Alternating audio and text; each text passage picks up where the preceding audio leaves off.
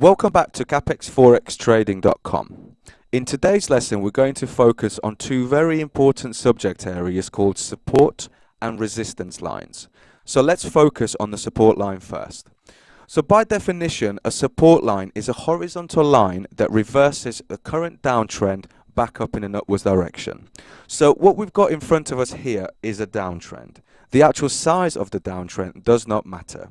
But what you can see in the cluster of candles here is that the downtrend fails to continue downwards and instead it bounces back up in an upwards direction. So if I take a horizontal line and join the lows of that cluster of candles, you can see that that line has not been penetrated by the downtrend. And in fact, that line is the reason why the trend has bounced back up in an upwards direction. Now, in order for this line to qualify as a support line, it needs to have two or more hits. So we've got hit number one, hit number two. At this point, it qualifies as a support line, and all you're waiting to see is how the downtrend will retest that horizontal line. So we've got a retest here and a retest here, and the downtrend, or the pressure from that downtrend, failed to penetrate that line yet again, and instead is bounced back up in an upwards direction. So this here is a standard support line. Now, in terms of a resistance line, the opposite occurs. So by definition, a resistance line is a horizontal line that reverses a current uptrend in a downwards direction. So what we've got here is an uptrend, and again, the size of that uptrend does not matter.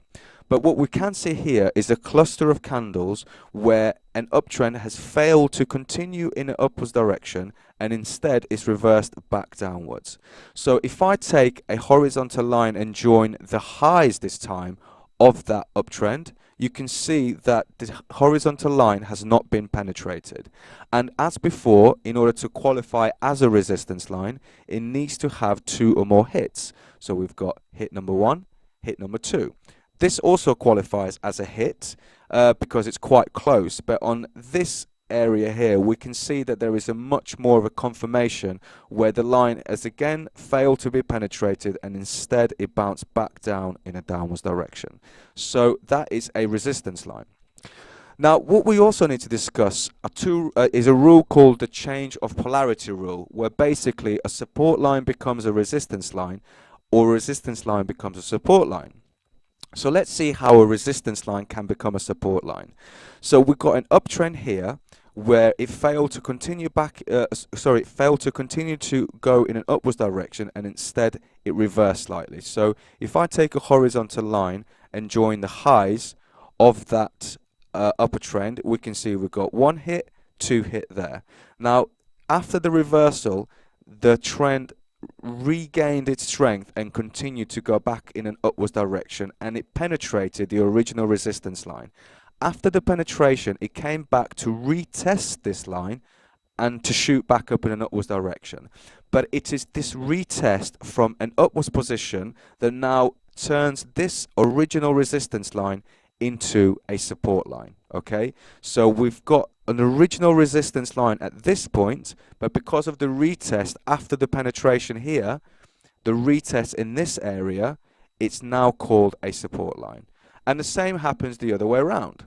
So what we've got in this area here is a downtrend, and this downtrend creates a support line. We've got 1, 2, 3 hits.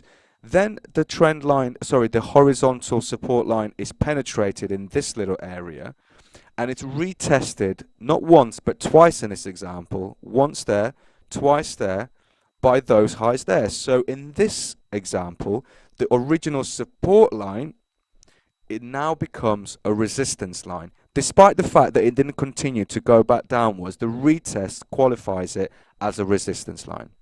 Okay guys, so that's it for this lesson. Again, if you leave us any comments or any questions, we will do our best to answer them for you, and we shall see you for the next video.